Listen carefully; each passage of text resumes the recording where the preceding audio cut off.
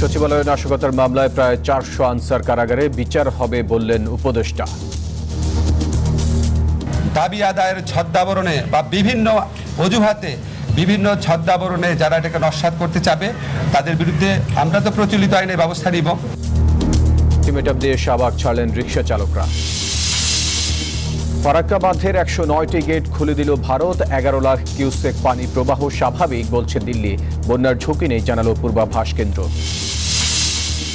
এবং বাংলাদেশে বন্যা কবলিত পরিবার পরিজনের চিন্তায় প্রবাসীরা, সহযোগিতায় এগিয়ে আসার আহ্বান জেদ্দা দূতাবাসের। দর্শক স্বাগত প্রবাসী নিউজ 24 সংবাদে। পুরো সংবাদে আপনাদের সাথে আছি আমি ফয়সাল মাহমুদ। দেখছিলেন বসুন্ধরাটি সংবাদ শিরোনাম। এবারে বিস্তারিত। সচিবালয়ের সামনে বেআইনি সমাবেশ ও পুলিশের কাজে বাধা দেয়া সহ কয়েকটি অভিযোগে রাজধানীর ৩ থানায় করা মামলায় ৩৭৫ জন আনসার সদস্যকে কারাগারে পাঠানোর নির্দেশ দিয়েছেন আদালত। সোমবার আনসার সদস্যদের ঢাকার সিএমএম আদালতে হাজির করা হয়। এরপর তাদেরকে কারাগারে পাঠানোর নির্দেশ দেন আদালত। এর আগে সোমবার শাহবাগ, পল্টন ও রমনা থানায় অজ্ঞাতসহ প্রায় ৪৫০০ আনসার সদস্যের বিরুদ্ধে মামলা করে পুলিশ। রোববার রাতে সচিবালয়ে আনসারদের বিভিন্ন দাবি মেনে নেয়ার পরও বাহিনীটির একটি দল সচিবালয়ে অন্তর্বর্তী সরকারের উপদেষ্টাদের আটকে রেখে মারধর করে। পরে ছাত্রদের প্রতিরোধে পালিয়ে যায় আনসার সদস্যরা। ৪২৬ জন আনসারের বিরুদ্ধে মামলা দায়ের করা হয়েছে। তার মধ্যে আজকে ৩৭৫ জনকে আদালতে গ্রেপ্তার করে ৩৭৫ জনকে আদালতে উপস্থাপিত করা হয়। এবং তদন্তকারী কর্মকর্তা বলেন যে আনসাররা সরাসরি এই ধরনের নাশকতা এবং এই ঘটনার সঙ্গে তারা জড়িত, অতএব তাদেরকে সচিবালয় আনসারের ছদ্মবেশে যারা এসেছিল তাদের দাবি আদায়ের এজেন্ডা ছিল না বলে মন্তব্য করেছেন আইন উপদেষ্টা ডক্টর আসিফ নজরুল। তিনি জানান, ছাত্র সমাজ জাগ্রত রয়েছে, কোনো ষড়যন্ত্র সফল হবে না। ছাত্রদের অর্জনকে যারা নস্যাৎ করতে চাইবে তাদের বিরুদ্ধে প্রচলিত আইনে ব্যবস্থা নেওয়া হবে বলেও জানান আইন উপদেষ্টা। গণ অধিকার পরিষদের নুরুল হক নূর বলেছেন, বড় ধরনের তাণ্ডব চালানোর পরিকল্পনা ছিল নাশকতাকারীদের। দাবি দাওয়ার আন্দোলন করার আগে সরকারকে সময় দেওয়ারও আহ্বান জানান তিনি। রোববার রাতে সচিবালয় এলাকায় আনসার সদস্য ও শিক্ষার্থীদের মধ্যে সংঘর্ষের ঘটনায় আহত হয়েছেন বৈষম্য বিরোধী ছাত্র আন্দোলনের সমন্বয়ক হাসনাত আবদুল্লাহ সহ বেশ কয়েকজন। রাতেই তাদের ভর্তি করানো হয় ঢাকা মেডিকেল কলেজ হাসপাতালে। সোমবার আইন উপদেষ্টা আসিফ নজরুল, বিদ্যুৎ জ্বালানি উপদেষ্টা মোহাম্মদ ফাউজুল কবির খান, শিক্ষা ও পরিকল্পনা উপদেষ্টা ওয়াহিদুদ্দিন মাহমুদকে সাথে নিয়ে আহতদের দেখতে যান ঢাকা মেডিকেলে। এ সময় আইন উপদেষ্টা বলেন, দাবি আদায়ের নামে ছাত্রদের উপর বর্বর হামলা চালানো হয়েছে। তাদের দাবি ছিল এক্ষুনি রাত 10টার সময় প্রজ্ঞাপন করে তাদেরকে জাতীয়করণ করা হবে। তারা এমন একটা অসম্ভব দাবি তুলেছিল, দাবি আদায়ের ছদ্মাবরণে বা বিভিন্ন অজুহাতে বিভিন্ন ছদ্মাবরণে যারা এটাকে নস্যাৎ করতে চাবে তাদের বিরুদ্ধে আমরা তো প্রচলিত আইনে ব্যবস্থা নিব, প্রচলিত আইনে। এছাড়া ছাত্র সমাজ যারা আছে তারা জাগ্রত আছে। অন্য দুই উপদেষ্টা বলেন, ছাত্র জনতার রক্তে ভেজা এই সরকার বানের জলে ভেসে আসেনি। আমরা যে কোনো জাতীয় এটা জনপ্রত্যাশার সরকার, এবং আমরা সরকার জনপ্রত্যাশাকে মিট করার জন্য যত কঠোর ব্যবস্থা হোক আমরা নেব। খুবই গুরুতরভাবে আহত হয়েছেন, তাদের সাথে আমাদের কথা বলার মতো অবস্থা নেই। আহতদের দেখতে যান গণ অধিকার পরিষদ একাংশের সভাপতি নুরুল হক নূর, বাংলাদেশ জামাত ইসলামীর আমির ডাক্তার শফিকুর রহমান। প্রশ্ন রাখেন, গত 15 বছর এত দাবি কোথায় ছিল? এসব ষড়যন্ত্রের অংশ বলেও মন্তব্য করেন তারা। মূলত এইটা পতিত স্বৈরাচার সরকারের একটা উস্কানি, একটা ষড়যন্ত্র ছিল যে একটা নৈরাজ্য তৈরি করা, এবং ওখানে আনসারের মধ্যে সরকারের দোসরদেরকে ঢুকিয়ে দিয়ে রাতে মূলত একটা নৈরাজ্য তৈরি করার চেষ্টা করা হয়েছিল। গতকালকে একটা বাহিনীর কিছু লোকেরা তারা প্রতিবাদ করতে এসে সমস্ত আইন কানুন ভঙ্গ করে গায়ের জোরে তারা সেক্রেটারিয়েটে বা সচিবালয়ে ঢুকে পড়েছিল। তাদের উদ্দেশ্য খারাপ ছিল, একটা কাঙ্ক্ষিত গণবিপ্লবকে বিফল করে দেওয়ার জন্যে যে কোনো দিক থেকেই যে আসুক গোটা জাতিকে এর ব্যাপারে সোচ্চার সজাগ থাকতে হবে। রোববারের হামলায় 60 জনকে ডিএমসিতে আনা হয়। এর মধ্যে অন্যদের সাধারণ চিকিৎসা দিয়ে ছেড়ে দিলেও মারাত্মকভাবে আহত 5 জনকে ভর্তি রেখে চিকিৎসা দেওয়া হচ্ছে। তবে আমাদের সাথে এই 5 জনের মধ্যে 2 জন তাদের সার্জারি লাগছে। রিয়াদ সুমন, নিউজ 24, ঢাকা। এখনো পুলিশ কেন সক্রিয় নয়, এখনো কেন ছাত্রদের পরিস্থিতি নিয়ন্ত্রণে যেতে হচ্ছে, এমন প্রশ্ন ছুড়ে বৈষম্য বিরোধী ছাত্র আন্দোলনের সমন্বয়ক সার্জিস আলম বলেন, যদি কেউ দায়িত্ব পালনে অপারগ হয়ে থাকেন তাকে পরিবর্তন করা উচিত।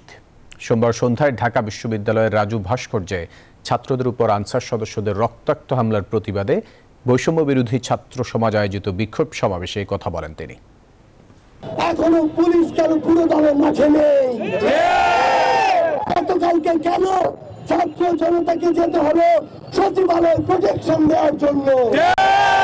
গতকালকে কিভাবে আনসার সদস্যরা আমার ছাত্র জনতার উপরে বুলেট নিক্ষেপ করলো? কিভাবে ওই আনসার সদস্য নামের আনসার লীগদের হাতে অবৈধ অস্ত্র গেল? আপনাদের খুঁজে বের করতে হবে তাদেরকে এই হামলা করার, বুলেট চালানোর অনুমতি কে দিয়েছে? আমাদের জায়গা থেকে স্পষ্ট বার্তা, অন্তর্বর্তীকালীন সরকারের কোন একজন উপদেষ্টা যদি তার দায়িত্ব পালনে নিজেকে যথেষ্ট যোগ্য এবং যতটুকু শ্রম দেওয়া প্রয়োজন ততটুকুর উপযুক্ত না মনে করে, তাহলে তার নিজে থেকেই এর চেয়ে ভালো একজন অপশন খুঁজে দেওয়া উচিত। দর্শক, ফারাক্কা বাঁধের 109টি গেট খুলে দিয়েছে ভারত। ভারতীয় গণমাধ্যমে দাবি করা হয়েছে বাঁধ প্রকল্পে পানির চাপ বাড়ার কারণে সব গেট খুলে দেওয়া হয়েছে। এদিকে শুষ্ক মৌসুমে গেট বন্ধ থাকলেও বর্ষায় ফারাক্কার সব গেট খোলাই থাকে বলে জানিয়েছে বাংলাদেশ বন্যা পূর্বাভাস ও সতর্কীকরণ কেন্দ্র। সেই সাথে গঙ্গার নদীপথে পানি স্থিতিশীল থাকায় বন্যার শঙ্কা নেই বলেও জানানো হয়। ভারতের বিহার এবং ঝাড়খণ্ডে প্রবল বৃষ্টির কারণে পানির চাপ বাড়তে থাকায় ফারাক্কা ব্যারেজের 109টি গেটের সবগুলো খুলে দিয়েছে ভারত। দেশটির গণমাধ্যমে বলা হচ্ছে, ফারাক্কা বাঁধ প্রকল্পের পানি বিপদসীমা অতিক্রম করায় দৈনন্দিন পানি ছাড়ার পরিমাণ বেড়েছে। যদিও বাকি সময়ে আপ স্ট্রিমিংয়ে পানি যেমন থাকে সেই অনুযায়ী পানি ছাড়া হয় ডাউন স্ট্রিমে। তবে গঙ্গার পানির স্তর বেড়ে যাওয়ায় 11 লাখ কিউসেক পানি ছাড়া হয়েছে। তবে ভারতের পররাষ্ট্র মন্ত্রণালয় এক বিবৃতিতে এটিকে স্বাভাবিক প্রক্রিয়া বলে জানিয়েছে। যদিও বর্ষাকালে ফারাক্কার সব গেট সাধারণত খোলাই থাকে বলে জানিয়েছেন বাংলাদেশ বন্যা পূর্বাভাস কেন্দ্রের উপবিভাগীয় প্রকৌশলী পার্থ প্রতিম বড়ুয়া। ফারাক্কার 109টা গেট আছে এবং বর্ষাকালীন মনসুন সময় সেগুলো সবসময় খোলাই থাকে। গেট খুলে দিয়ে বন্যা হয়ে যাওয়ার মতো এমন কোনো সিচুয়েশন ফারাক্কাতে নেই। ফারাক্কার উজানে দেশের ইন্ডিয়ান পার্টে বন্যা চলছে, কিন্তু আমাদের দেশে বন্যার কোনো আশঙ্কা এই মুহূর্তে নেই। সেই সাথে ভারতের অংশে বন্যা অব্যাহত থাকলেও বাংলাদেশে এই মুহূর্তে বন্যার শঙ্কা নেই। গঙ্গার নদীপথে পানি স্থিতিশীল রয়েছে বলেও জানানো হয়েছে। মাসুদ রানা, নিউজ 24। বন্যার পানি কমতে শুরু করলেও দুর্ভোগ কমেনি। আশ্রয় কেন্দ্রেও মিলছে না ঠাঁই। চলছে ত্রাণের জন্য হাহাকার। দেখা দিয়েছে বিশুদ্ধ পানি ও খাবারের তীব্র সংকট। এখনো পানিবন্দী লাখ লাখ মানুষ। এদিকে আগামী 24 ঘন্টায় বন্যা পরিস্থিতির উন্নতি হতে পারে বলে জানিয়েছে পানি উন্নয়ন বোর্ড। বন্যার ভয়াবহতায় মানবিক বিপর্যয়ে রয়েছে ফেনী। বন্যার পানি একদিকে কমলেও অন্যদিকে বাড়ছে। বুক সমান পানিতে এখনো তলিয়ে 6 উপজেলা। পানিবন্দী লাখো মানুষ ঘরবাড়ি ডুবে যাওয়ায় এখনো আশ্রয় কেন্দ্রে রয়েছেন। দুর্গম অনেক এলাকায় এখনো পৌঁছায়নি ত্রাণ। আজকে 6 দিন কারেন্ট নাই, খাওয়া খুব অসুবিধা। কোনো বাসায় কোনো ত্রাণ আবতরিক পায় নাই, আর কেউ 5 বারও খাইছে, আর কেউ 1 বারও পায় না। লক্ষ্মীপুর জেলায় কোমর পানিতে যাতায়াত করছে বানভাসীরা। দেখা দিয়েছে সুপেয় পানি সংকট। প্লাবিত হচ্ছে নতুন নতুন এলাকা। পানিবন্দী প্রায় 7.5 লাখ মানুষ। আমাদের ঘরের মধ্যে পানি উঠে গেছে। এখন আমরা অনুষ্ঠানে যাইতেছি থাকার জন্য, বাচ্চা কাচ্চা নিয়ে। পানি ঘরের ভিতরেও খাটটা সব তলাই গেছে। এখন আমরা চলে যাই মালসাবানা লাগি অন্য জায়গায়। গত 24 ঘন্টায় অতিরিক্ত বৃষ্টির ফলে নোয়াখালীতে পানি বৃদ্ধি পেয়েছে। অতিরিক্ত জোয়ারের স্রোতে কোম্পানিগঞ্জ, মুছাপুর স্লুইস গেট ভেঙে যায়। লাখো মানুষ এখনো পানিবন্দী। কুমিল্লায় উজানের ঢলে তীব্র স্রোতে গোমতী নদীর বাঁধ ভেঙে জেলার 14টি উপজেলা প্লাবিত হয়েছে। ফলে প্রতিদিন নতুন নতুন এলাকা প্লাবিত হচ্ছে। লোকালয়ে হুহু করে ঢুকছে পানির জল। 24 ঘন্টার মধ্যে ফেনী সহ অন্যান্য জেলায় বন্যা পরিস্থিতির উন্নতি হওয়ার কথা জানিয়েছে পানি উন্নয়ন বোর্ড। অন্যদিকে মঙ্গলবার থেকে কমে আসবে বৃষ্টির পরিমাণ বলে জানিয়েছে আবহাওয়া অফিস।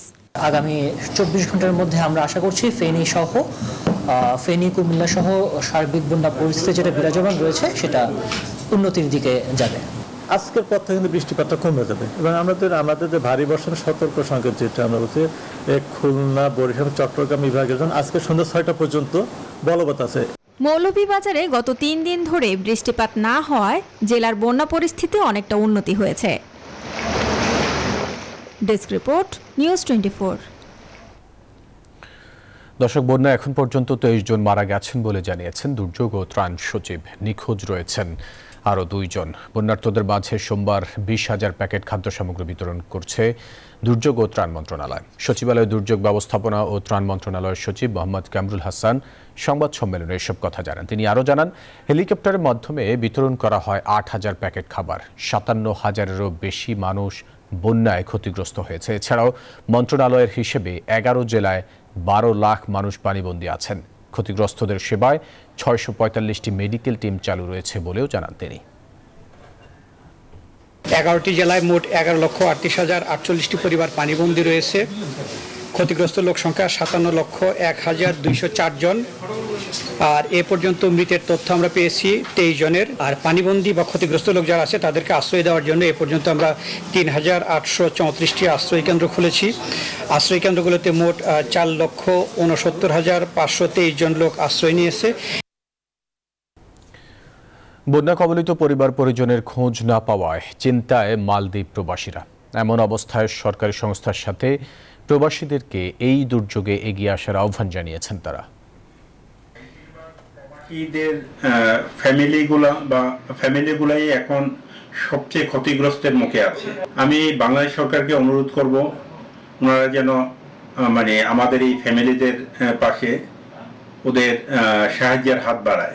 আজ 3-4 দিন হলো পরিবারের কারোর সাথেই যোগাযোগ করতে পারতেছি না, ফোনে কোনো সংযোগ পাচ্ছি না, খুব কষ্টে আছি।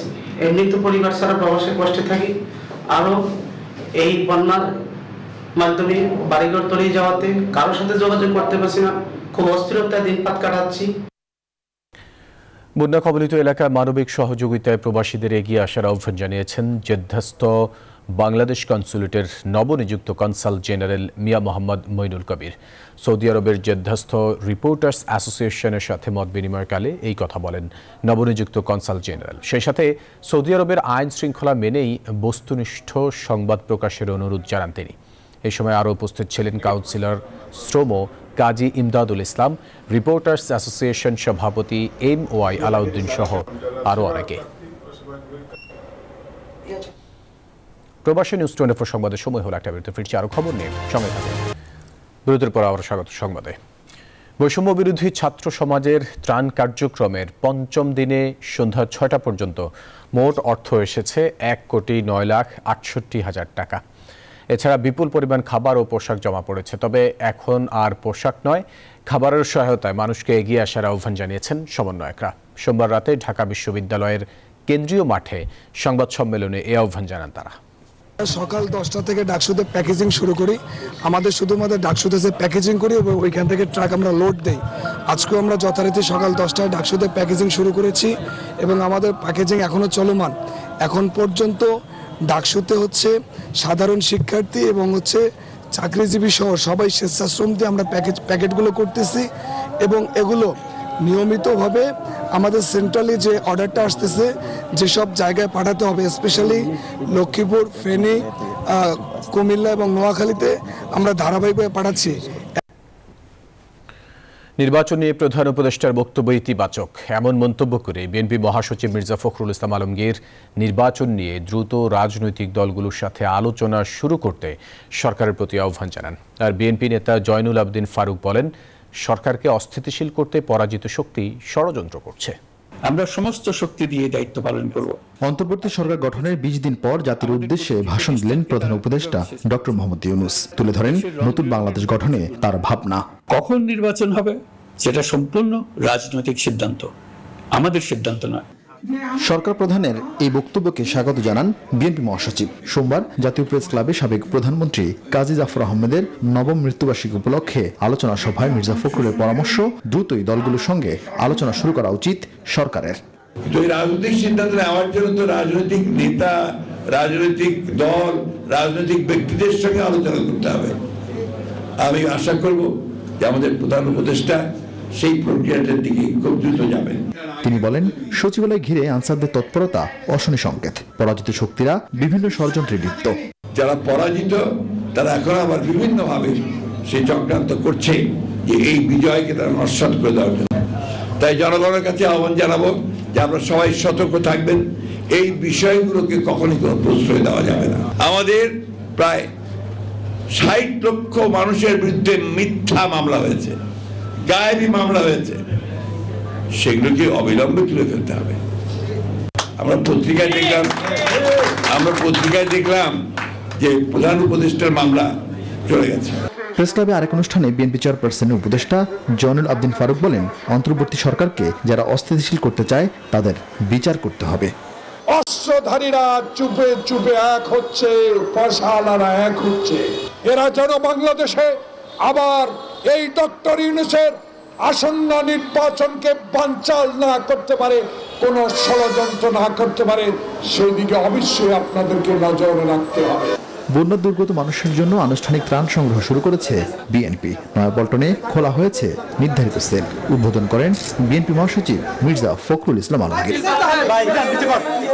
আরিফিন শাকিব, নিউজ 24, ঢাকা। রাজধানীর উত্তরা থেকে সাবেক তথ্যমন্ত্রী ও জাতীয় সমাজতান্ত্রিক দল জাসদের সভাপতি হাসানুল হক ইনুকে গ্রেপ্তার করা হয়েছে। সোমবার নিউ মার্কেট থানার হত্যা মামলায় তাকে গ্রেপ্তার করা হয় বলে নিশ্চিত করেছে ঢাকা মহানগর পুলিশ। হাসানুল হক ইনু আওয়ামী লীগ নেতৃত্বাধীন 14 দলের অন্যতম গুরুত্বপূর্ণ নেতা ছিলেন। এর আগে 14 দলের আরেক নেতা বাংলাদেশের ওয়ার্কার্স পার্টির সভাপতি রাশেদ খান মেননকেও গ্রেপ্তার করা হয়। সাংবাদিক দম্পতি শাকিল রূপার 5 দিনের রিমান্ড ও আওয়ামী লীগের প্রচার ও প্রকাশনা সম্পাদক আব্দুস সুবহান মিয়া গোলাপের 7 দিনের রিমান্ড মঞ্জুর করেছেন আদালত। বৈষম্য বিরোধী ছাত্র আন্দোলন চলাকালে আদাবর থানা এলাকায় গার্মেন্টস কর্মী রুবেল হত্যা মামলায় আওয়ামী লীগের প্রচার ও প্রকাশনা সম্পাদক আব্দুস সুবহান মিয়া গোলাপের 7 ও 71 টেলিভিশন থেকে চাকরিচ্যুত head of news Shakil Ahmed এবং প্রিন্সিপাল করেসপন্ডেন্ট ফারজানা রূপার 5 দিনের রিমান্ড মঞ্জুর করেছেন আদালত। সোমবার ঢাকার মেট্রোপলিটন ম্যাজিস্ট্রেট মোশাররফ হোসেন শুনানি শেষে এ রিমান্ড মঞ্জুর করেন। সময় হলো আরও একটা বিরতির, সাথে থাকুন। বিরতির পর আবারও স্বাগত। 10 মাসের মধ্যে সবচেয়ে বড় সংঘর্ষে জড়ালো হিজবুল্লাহ ও ইসরায়েল। সেই সাথে তেল আবিবে আরও বড় হামলা চালানোর হুঁশিয়ারি দিয়েছে হিজবুল্লাহ। পাল্টা আঘাতের হুঙ্কার দিয়েছে তেল আবিবও। এরই মধ্যে ভেস্তে গেছে গাজার যুদ্ধবিরতির আলোচনা। এমন অবস্থায় মধ্যপ্রাচ্যে উত্তেজনা বন্ধের আহ্বান জানিয়েছে যুক্তরাষ্ট্র। ইসরায়েলের 11টি সামরিক ঘাঁটি লক্ষ্য করে 3 শতাধিক রকেট ছুড়েছে হিজবুল্লাহ। গেল 10 মাসে দুই পক্ষের মধ্যে চলমান সীমান্ত যুদ্ধে এটি সবচেয়ে বড় সংঘর্ষের ঘটনা। তবে এখানেই শেষ নয়, আবারও হামলা চালানোর হুঁশিয়ারি দেওয়া হয়েছে। আমরা এখন কতটা ক্ষয়ক্ষতি হয়েছে তা মূল্যায়ন করব। ফলাফল যদি সন্তোষজনক হয় তবে ফুয়াদ শুকরকে হত্যার প্রতিশোধ এখানেই সমাপ্ত করব, আর সন্তোষজনক না হলে ফের হামলা হবে। এরই মধ্যে ইসরায়েলি প্রধানমন্ত্রী সতর্ক বার্তা দিয়েছেন, হিজবুল্লাহর বিরুদ্ধে তার দেশের সামরিক অভিযান এখনো শেষ হয়নি। এদিকে গাজার যুদ্ধবিরতি প্রস্তাবের পরিবর্তিত শর্ত মানতে নারাজ ইসরায়েল এবং হামাস উভয় পক্ষ। তাই কায়রোতে কোনো চুক্তি ছাড়াই শেষ হলো এই আলোচনা। সংশ্লিষ্টরা জানিয়েছে, চুক্তিতে নতুন শর্ত নিয়ে আপোষ করতে রাজি নয় উভয় পক্ষ। এমন অবস্থায় মধ্যপ্রাচ্যে উত্তেজনা বন্ধের আহ্বান জানিয়েছেন হোয়াইট হাউসের নিরাপত্তা উপদেষ্টা জ্যাক সুলভিন। এছাড়াও তিনি জানান, যুক্তরাষ্ট্র ইসরায়েল এবং হিজবুল্লাহর সংঘাত বন্ধে কাজ করে যাচ্ছে। মাসুদ রানা, নিউজ 24। এবারে জানাবো খেলার সংবাদ। পাকিস্তানের বিপক্ষে দ্বিতীয় টেস্টে খেলবেন সাকিব আল হাসান, এমনটি জানিয়েছেন সাবেক অধিনায়ক হাবিবুল বাশার সুমন। এদিকে মাঠের বাইরের চাপ কখনো সাকিবকে দুর্বল করতে পারে না বলে মন্তব্য করেছেন বোর্ড পরিচালক নাজমুল আবদিন ফাহিম। আরেক পরিচালক খালেদ মাহমুদ সুজন বলেন, বাংলাদেশের ক্রিকেটের জন্য মিস্টার অলরাউন্ডার বড় সম্পদ। এদিকে সাকিবের প্রতি সহানুভূতিশীল হওয়ার আহ্বান ক্রিকেট ওয়েলফেয়ার অ্যাসোসিয়েশন কোয়াবের।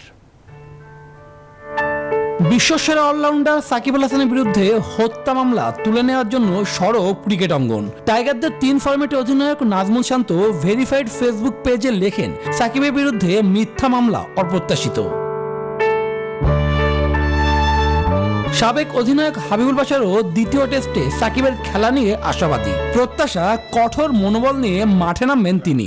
সাকিব সবসময় পারফর্ম করতে চেয়েছে, প্রথম দিন থেকে শেষ দিন পর্যন্ত। আমার মনে হয় যে এই টেস্টে তার একটা ডিফারেন্ট রোল ছিল, পরের টেস্টে ডিফারেন্ট রোল তৈরি হবে। আমার কাছে এটা মনে হয় না। আর তোমার কাছে মনে হয় সাকিব যখনই খেলে দেশে যায়, ও মাঠে যখন পা দেয়, ও তার সেরাটাই চেষ্টা করে। রাওয়ালপিন্ডি টেস্ট চলাকালীন সাকিবের সাথে কথা হয়েছে জানিয়ে বোর্ড পরিচালক নাজমুল আবেদিন ফাহিম বলেন, মাঠে নামলে কোনো কিছুই মাথায় রাখেন না সাকিব। টপ অ্যাথলিট যারা ওয়ার্ল্ড যে কোনো স্পোর্টসে হোক, যে কোনো দেশেরই হোক, তারা যখন পারফর্ম করতে নামে মাঠে, আমার মনে হয় না তারা নেগেটিভ ব্যাগেজগুলো নিয়ে মাঠে নামে। তারা শুধু তাদের খেলার কথাই ভাবে, তারা ওইভাবেই কিন্তু তারা নিজেদেরকে তৈরি করে যেন অন্য কোনো চিন্তা আদৌ না আসতে পারে। তার ক্ষেত্রে বোধহয় তাই, ওকে যখন বল দেওয়া হয় ওর অন্য কোনো চিন্তাই থাকে না, ও শুধু ব্যাটসম্যানকে নিয়ে চিন্তা করে ও কোথায় বল করবে, কি হতে পারে, এর বাইরে বোধহয় কোনো চিন্তাই আসে না। আরেক পরিচালক খালেদ মাহমুদ সুজনের মতে সাকিব সেরা, মাঠের ক্রিকেটে তার বিকল্প নেই। আমরা জানি যে সাকিব বাংলাদেশের আজকের এখানে আসার পিছনে ওর অবদান কত।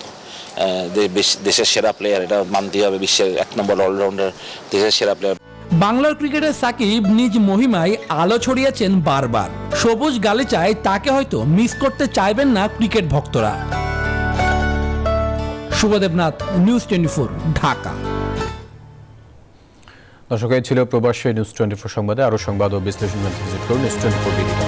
এতক্ষণ সাথে থাকার জন্য ধন্যবাদ সবাই।